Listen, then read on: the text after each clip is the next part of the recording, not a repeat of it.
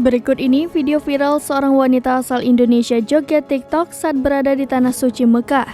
Tak hanya itu, ia bahkan terus melakukan aksinya sampai menghalangi sejumlah orang yang hendak lewat. Peristiwa ini terekam kamera dan viral di media sosial. Diunggah sebuah akun TikTok @arealala, bahkan telah ditonton hingga lebih dari 4 juta kali sejak diposting beberapa waktu lalu. Tampak dalam video viral, wanita tersebut mengenakan pakaian gamis hitam dan cadar. Ia awalnya mengatur tampilan layar kamera. Setelah itu, ia berlari untuk melakukan aksi joget tren TikTok May Stephen If We Ever Broke Up. Dengan percaya diri, wanita tersebut melakukan tren TikTok di sebuah jalan. Orang-orang yang hendak melintas memperhatikannya. Awalnya, ia malu-malu untuk melakukan aksi tersebut. Lalu saat seseorang yang sedang berjalan dengan payung tampak dihalangi olehnya, ia terus berjoget hingga menuntaskan lagu tersebut.